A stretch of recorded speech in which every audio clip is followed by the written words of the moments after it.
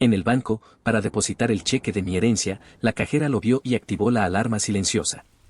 Vi cómo movió la mano debajo del mostrador, sutil, ensayado. Mi abuela murió hace 3 semanas y me lo dejó todo. Cuando abrí el sobre del abogado y vi $827,000, casi me desmayo. Mi abuela había sido una viejita dulce que horneaba galletas todos los domingos y nunca se perdía sus telenovelas. No tenía idea de que tuviera tanto dinero. Entré al banco ese martes sintiéndome como si cargara un boleto ganador de la lotería. La cajera era joven, quizá de 20 y tantos, con una plaquita que decía Briane. Deslicé el cheque por el mostrador con las manos temblorosas. Quisiera depositar esto en mi cuenta, por favor. Lo tomó con normalidad y luego se quedó completamente paralizada. Toda su cara cambió en un instante. Se le abrieron los ojos y luego se le entrecerraron con sospecha. Me miró a mí, luego al cheque, luego otra vez a mí. Ahí fue cuando su mano desapareció bajo el mostrador. Yo sabía cómo se ve el pánico, y Briane estaba en pánico. ¿Hay algún problema?, pregunté con voz temblorosa. Forzó una sonrisa. Solo necesito verificar unas cosas con mi supervisor. Es una cantidad bastante grande. Es mi herencia, de mi abuela. Claro, ¿me permite su identificación? Se la di. La revisó demasiado tiempo, comparando mi cara con la foto como si yo trajera un disfraz. Ahorita regreso, dijo, llevándose ambos. Caminó hacia las oficinas de atrás, volteando por encima del hombro 2 veces. La vi susurrarle con urgencia a alguien que yo no alcanzaba a ver. Entonces noté que el guardia de seguridad se había movido de los cajeros automáticos hacia la salida, una mano sobre el cinturón, la mirada fija en mí. Se me hundió el estómago. Los minutos se hicieron eternos. Atendieron a otros clientes mientras yo me quedaba ahí, abandonado. Por fin salió un hombre de traje, el gerente, como de 40 y tantos, con las sienes encanecidas, sosteniendo mi cheque. Señor Sally, venga conmigo. ¿Qué está pasando? Solo necesito hacerle unas preguntas. Su tono me hizo sudar las palmas. El guardia nos siguió a una oficina pequeña y cerró la puerta. ¿De dónde sacó este cheque? Mi herencia. Mi abuela, Eleanor Sally, murió hace 3 semanas. El gerente tecleó en su computadora. Se le levantó una ceja. La cuenta de su abuela se cerró hace 4 meses. Parpadeé. Eso es imposible. Apenas falleció. Según nuestros registros, Eleanor Sally cerró todo en julio. Retiró todo en efectivo. Mi mente dio vueltas.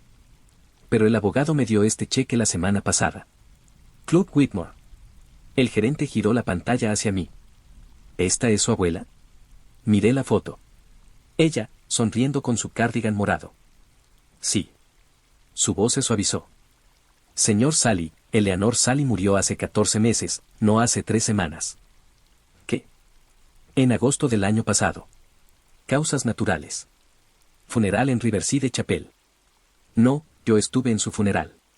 Hablé en la ceremonia. ¿Asistió en agosto? No sabía nada de eso. Mi tío Frank me llamó hace 3 semanas. El gerente y el guardia se cruzaron una mirada que me heló la sangre. Este cheque es falso. La cuenta no existe. Alguien lo está estafando. Me empezó a temblar la mano. Pero yo fui al funeral, había un ataúd, había flores por todos lados, toda mi familia estaba ahí llorando. ¿Dónde fue ese funeral? En una funeraria del lado este de la ciudad, no recuerdo el nombre exacto. Mi tío Frank arregló todo. Dijo que él se encargaba porque yo estaba demasiado afectado. El gerente levantó el teléfono. Voy a llamar a la policía ahora mismo. Me quedé ahí, paralizado, mientras hacía la llamada, dándoles la dirección y explicando la situación. Los guardias de seguridad se quedaron junto a la puerta como si yo fuera a intentar huir. Cuando llegó la policía, les expliqué todo, la llamada del tío Frank, el funeral, el abogado Robert Whitmore. Revisaron registros. Ninguna funeraria del lado este había hecho un servicio para Eleanor Sally. Robert Whitmore no existía, su tarjeta de presentación llevaba a un local vacío. Mi tío Frank había sido arrestado 6 meses antes por operar fraudes de herencias. El funeral al que asistí estaba completamente montado, actores pagados como dolientes, sacerdote falso, ataúd vacío, cada detalle diseñado para hacerme creer que mi abuela acababa de morir. Para que fuera a depositar ese cheque falso sin cuestionarlo. Así era como funcionaba la estafa, el cheque habría rebotado a los pocos días, pero para entonces mi cuenta habría mostrado un saldo de $827,000. Frank me habría llamado en pánico, afirmando que había un error terrible en la liquidación de la herencia, que el abogado incluyó por accidente la herencia de otra persona en mi cheque. Me suplicaría que le transfiriera de inmediato el excedente, antes de que el banco se diera cuenta del error y yo me metiera en problemas. Y yo lo habría hecho.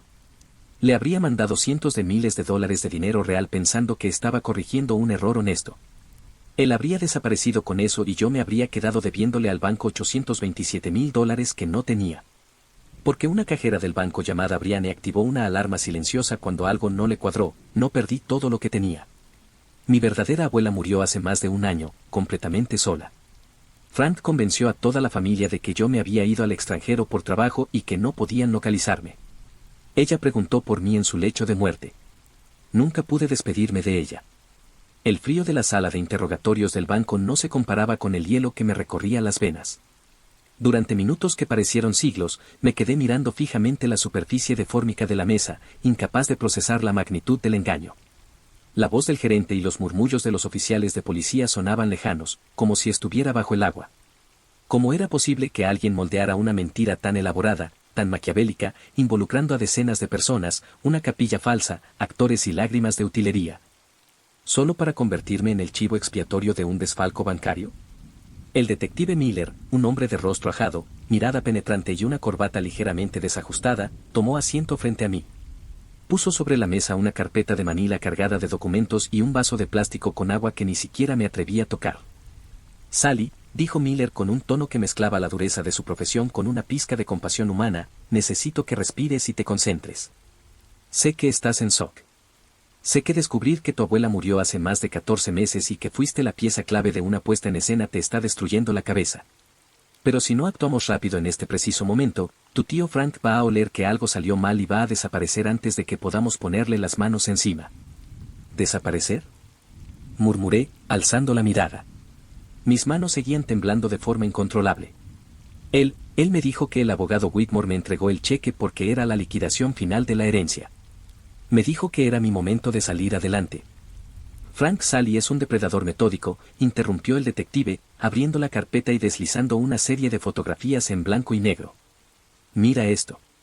Eran imágenes de cámaras de seguridad de diferentes sucursales bancarias, fichas policiales y capturas de pantalla de registros comerciales. Hace 6 meses arrestamos a Frank por una red de estafas piramidales enfocadas en adultos mayores, explicó Miller. Pagó una fianza astronómica usando dinero de procedencia dudosa que no pudimos congelar a tiempo y quedó bajo arresto domiciliario con un brazalete de rastreo GPS mientras sus abogados apelaban los cargos. Pero el brazalete solo evita que salga de cierto perímetro, no evita que use el teléfono, que contrate a estafadores de poca monta ni que organice teatro de calle para manipular a un sobrino crédulo. El funeral, sentí náuseas al recordarlo. Había un ataúd de caoba. Había coronas de flores gigantescas con mi nombre. Había un sacerdote que leyó un salmo y me miró a los ojos para darme el pésame. Todos actores, confirmó el detective sin pestañear. Contratados a través de una agencia fantasma que promocionaba servicios de figurantes para eventos privados en Internet. Pagó a cada uno $300 por una tarde de llanto simulado. El ataúd estaba vacío. La funeraria era un local comercial alquilado por 3 días a un propietario despistado que no tenía idea de lo que ocurría adentro. Todo fue montado con un único propósito, que tú no tuvieras la menor duda de que tu abuela Eleanor acababa de fallecer. Necesitaba que tu duelo fuera fresco, que tu guardia estuviera completamente baja para que cuando el supuesto abogado Whitmore te entregara el cheque de $827,000, tú volaras al banco a depositarlo sin hacer preguntas. ¿Y por qué yo?, pregunté, sintiendo un nudo sofocante en la garganta. ¿Por qué no lo cobró él? Porque la cuenta de origen es nula, Sally. Es un cheque rebotado garantizado. Si él intenta depositarlo en sus cuentas, salta la alerta del sistema por su historial criminal. Pero si lo depositas tú, un ciudadano joven, con una cuenta limpia, sin antecedentes, destruido por la muerte reciente de su abuela, el banco aplica una retención temporal. Pero a veces autoriza un adelanto de fondos o un saldo flotante en espera de la compensación. La jugada de Frank era llamarte en 2 horas, fingiendo pánico, diciéndote que el abogado cometió un error administrativo y que depositó de más. Te pediría que le hicieras una transferencia electrónica de emergencia por $500 o $600,000 a una cuenta de resguardo, para corregir el fallo antes de que el banco te penalizara. Tú, asustado y queriendo hacer lo correcto, le enviarías ese dinero real de tu cuenta o de un sobregiro personal. A los 2 días, el cheque de $827,000 rebota.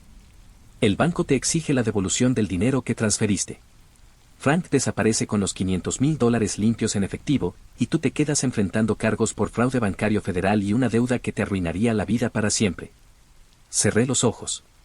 La frialdad del plan era tan diabólica que me dejaba sin aliento. Pero más allá del dinero, más allá de la estafa financiera, lo que me desgarraba por dentro era el rostro de mi abuela Eleanor. La mujer que me había criado, que me había curado las rodillas raspadas cuando era niño, que me había enseñado el valor de ser una persona de bien. Frank no solo la había dejado morir en la soledad absoluta de un hospicio de mala muerte mientras les mentía a todos diciendo que yo me había ido del país y no quería saber de ella. Además había profanado su memoria usándola como señuelo para destruirme. El brazalete GPS, dije de pronto, abriendo los ojos. La debilidad en mi voz comenzó a ser reemplazada por una rabia oscura y concentrada. Dijiste que él está bajo arresto domiciliario. Piensa que estoy en el banco justo ahora. Piensa que el plan está funcionando. El detective Miller se inclinó hacia adelante, observándome con atención. Así es. De acuerdo con el procedimiento, en el momento en que Brianne activó la alarma y verificamos la falsedad del documento, deberíamos haberte llevado a la comisaría a rendir declaración y enviar una patrulla a la casa de Frank para notificar a su oficial de libertad condicional. Pero el problema es que Frank tiene abogados extremadamente astutos.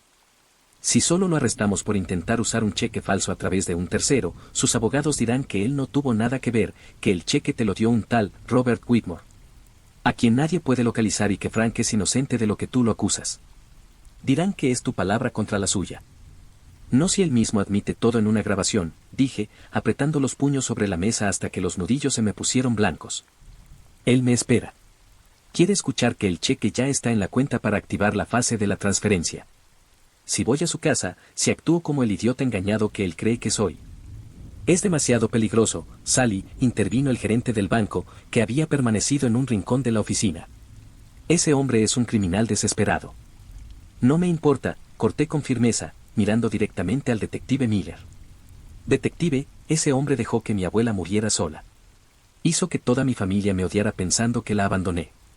Me usó para un fraude. No voy a permitir que sus abogados encuentren un vacío legal para dejarlo libre con una multa y 3 meses más de arresto en su mansión. Póngame un micrófono. Denme las instrucciones. Voy a hacer que confesé. El detective Miller permaneció en silencio durante unos segundos largos, sopesando los riesgos. Luego, una lenta y sombría sonrisa dibujó una arruga en su rostro curtido. Está bien, muchachos, dijo Miller dirigiéndose a los oficiales. Llamen al equipo de vigilancia táctica. Vamos a vestir a este joven para una actuación que ni los actores del funeral van a poder superar. 1 hora después, me encontraba en el asiento trasero de un vehículo particular sin insignias policiales, estacionado a 2 cuadras de la elegante residencia de mi tío Frank.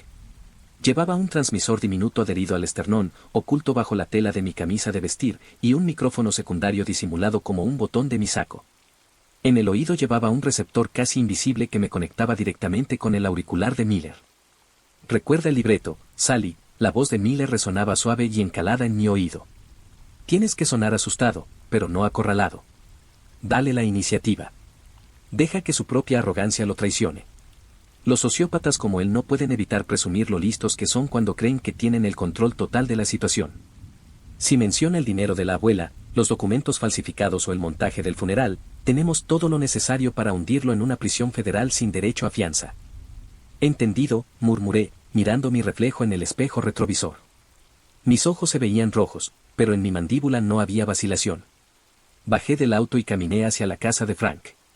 La propiedad era una muestra descarada de opulencia, un chalet de 2 pisos con fachadas de piedra, ventanales panorámicos y un jardín impecable con palmeras decorativas. Era repugnante pensar que cada ladrillo de esa casa había sido pagado con el sudor, los ahorros y las pensiones de ancianos a los que había despojado de sus patrimonios, incluida mi propia abuela. Toqué el timbre. La puerta de roble masivo se abrió casi de inmediato, revelando a Frank. Llevaba una bata de seda sobre pantalones de vestir, una copa de cristal con licor ámbar en la mano y esa eterna sonrisa autosuficiente que solía inspirar respeto en la familia, pero que ahora solo me provocaba un asco visceral. Sally, exclamó con voz sonora, abriendo los brazos en un gesto teatral. mi muchacho. Pasa, pasa. Te estaba esperando. Pensé que me llamarías por teléfono, pero verte en persona es mucho mejor. ¿Cómo estuvo todo en el banco? ¿El depósito ya quedó asentado? Entré a la residencia. El olor a puros costosos y ambientador de lavanda impregnaba el aire. La sala principal estaba decorada con muebles de diseñador y obras de arte moderno.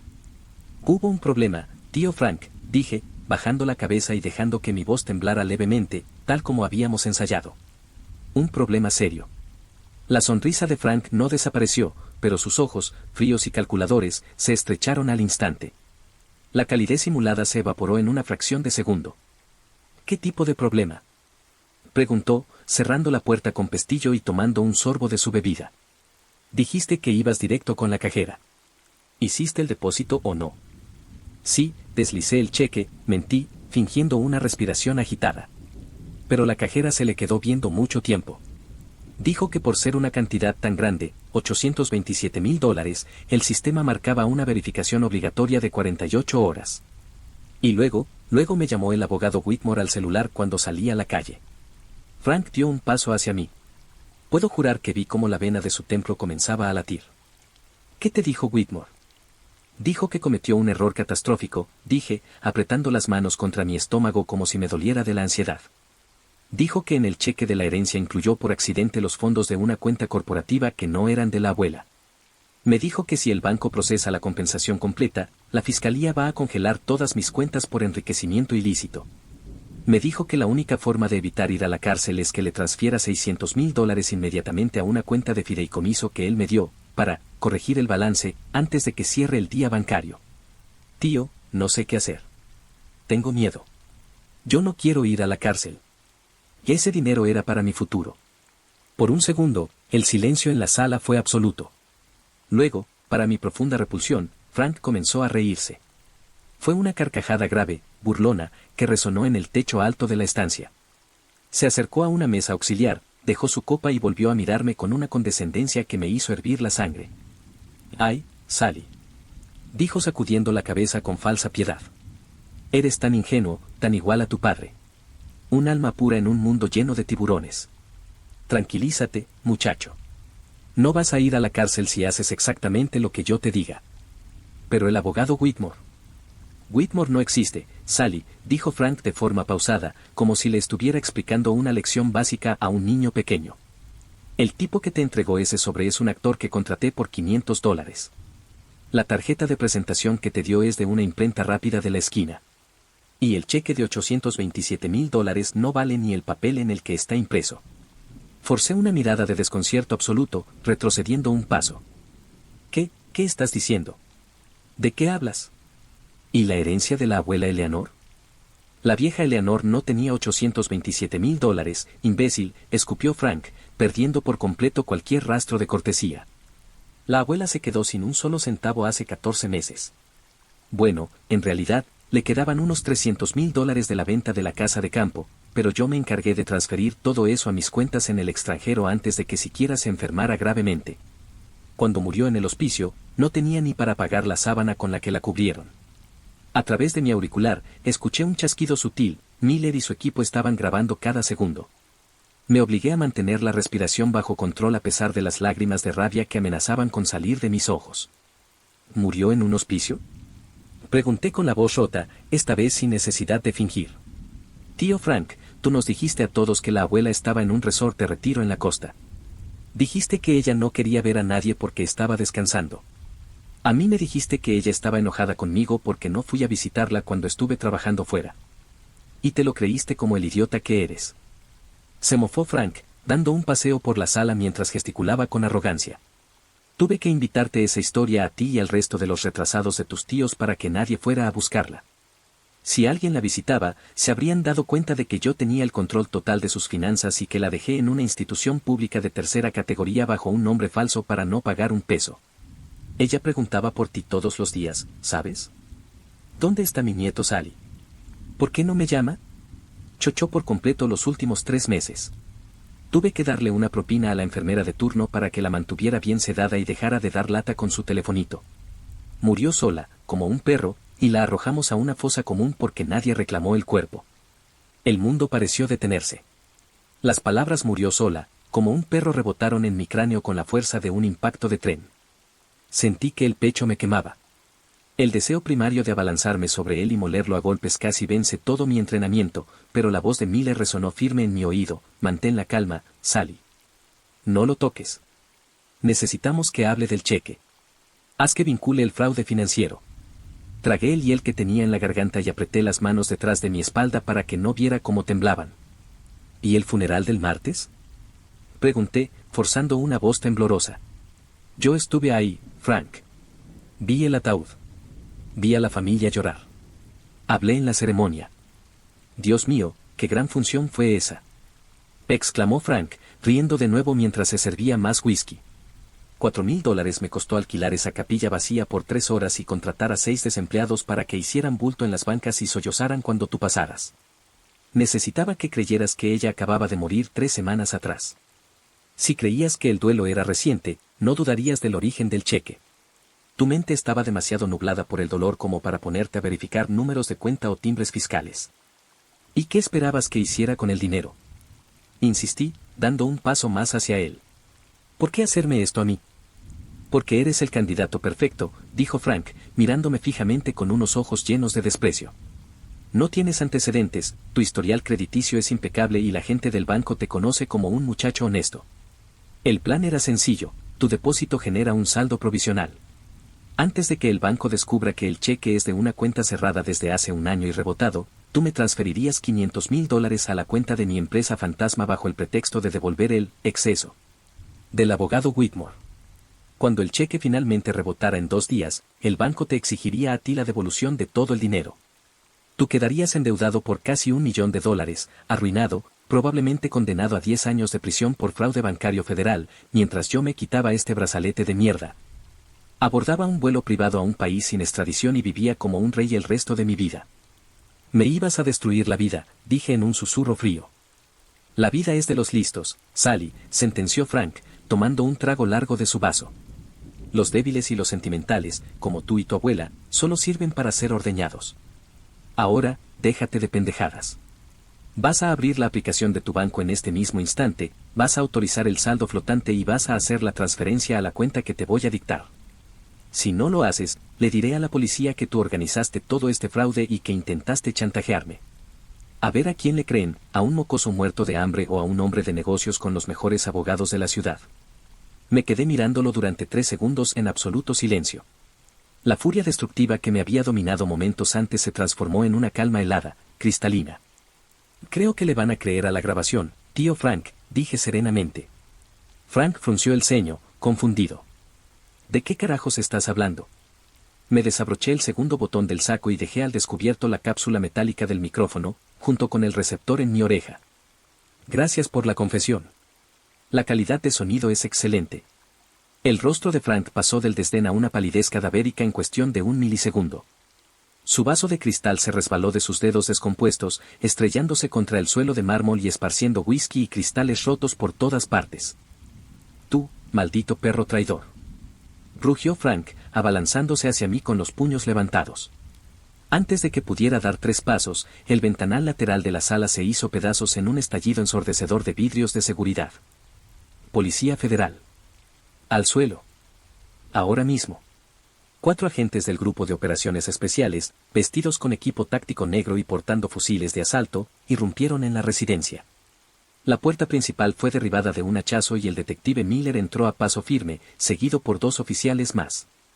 Frank intentó dar la vuelta hacia el pasillo trasero, pero uno de los agentes tácticos le dio una tacleada impecable, derribándolo sobre los cristales rotos y el licor derramado.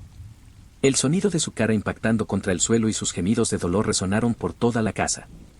Frank Sally, proclamó Miller con voz de trueno, sacando sus esposas, queda usted arrestado por conspiración para cometer fraude bancario masivo, falsificación de documentos oficiales, suplantación de identidad, chantaje, violación de los términos de su arresto domiciliario y obstrucción de la justicia. Es un montaje, gritaba Frank, mientras un agente le doblaba el brazo derecho hacia atrás y el metal helado de las esposas se cerraba alrededor de su muñeca con un chasquido definitivo. Mi sobrino me tendió una trampa. Mi abogado los va a destruir a todos. No tienen nada. Miller se agachó a su lado, sacó un reproductor digital de su bolsillo y presionó el botón de reproducción. La voz de Frank resonó clara, nítida y brutal en la sala. Murió sola, como un perro, y la arrojamos a una fosa común porque nadie reclamó el cuerpo. La vida es de los listos, Sally. Los débiles y los sentimentales, como tú y tu abuela, solo sirven para ser ordeñados. El detective apagó el dispositivo y miró a Frank con una mezcla de asco y desprecio absoluto. Tus abogados ni siquiera van a querer tomar tus llamadas después de que el juez escuche esto, Frank, dijo Miller. Levántenlo. 2 agentes lo pusieron de pie violentamente. Frank estaba despeinado, con un corte sangrante en el pómulo derecho por los vidrios rotos y la bata de seda manchada de alcohol y mugre. Cuando lo pasaron frente a mí para sacarlo de la casa, nuestras miradas se cruzaron. Por primera vez en mi vida, no vi al tío poderoso y dominante que infundía miedo en toda la familia, solo vi a un parásito miserable, acorralado y aterrorizado. Te vas a pudrir en la cárcel, Frank, le dije con voz firme, sin un solo temblor. Y nadie va a ir a visitarte. Nadie va a preguntar por ti. Vas a morir exactamente igual a como dejaste a mi abuela, completamente solo.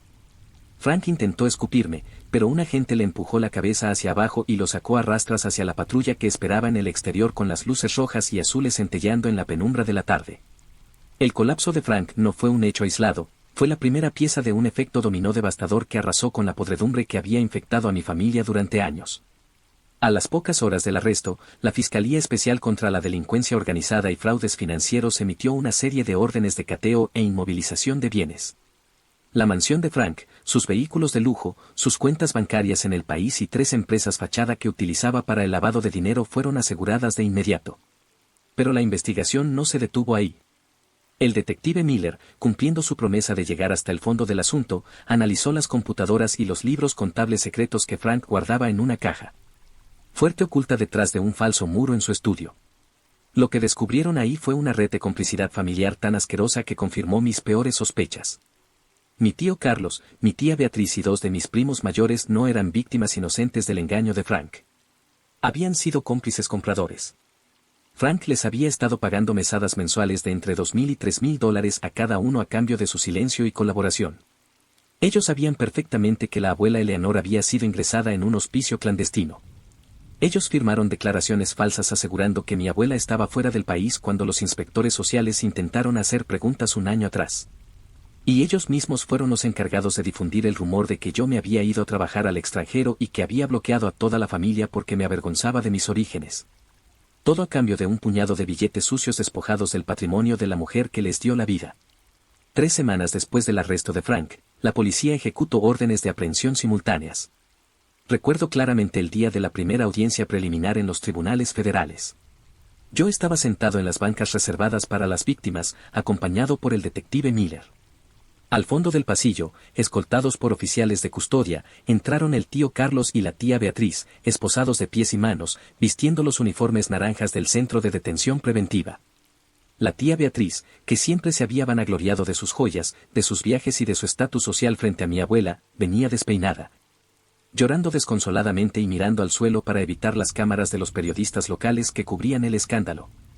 Cuando sus ojos finalmente se encontraron con los míos, juntó las manos en un gesto de súplica, pidiéndome perdón con la mirada. No sentí absolutamente nada. No hubo odio, pero tampoco una sola gota de piedad.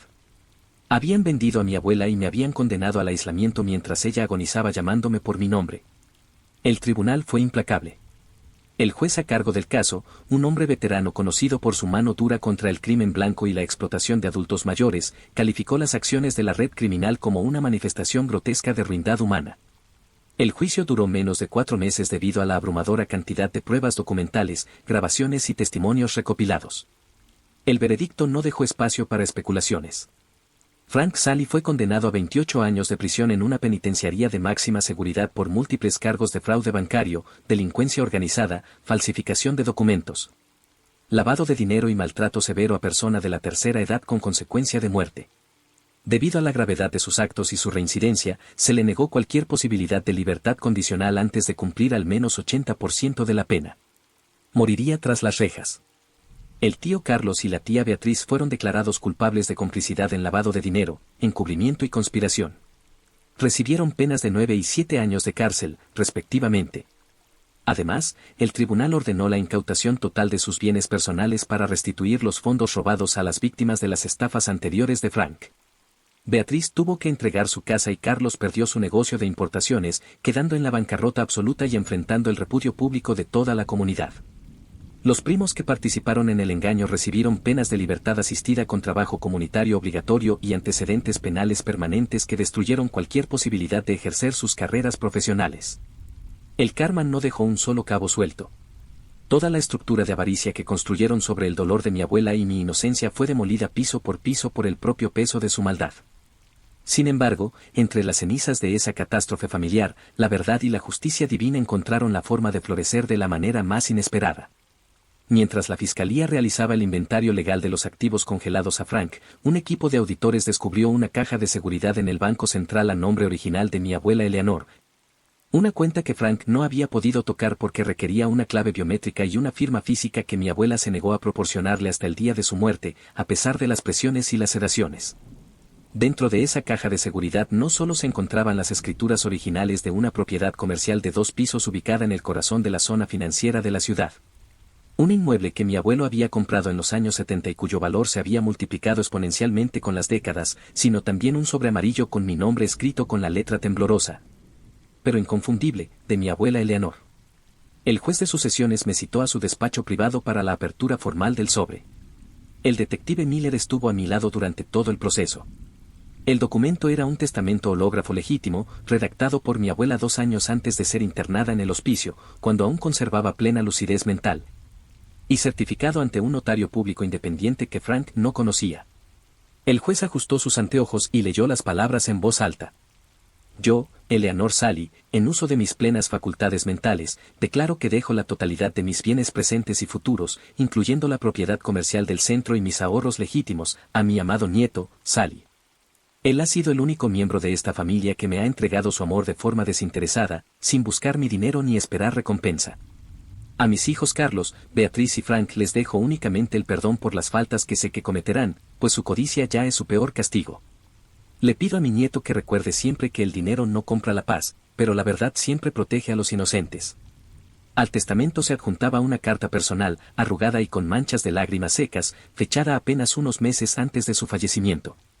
Mi niño hermoso, si estás leyendo esto, es porque el Señor ya me llamó a su lado y tú has descubierto las mentiras con las que intentaron separarnos.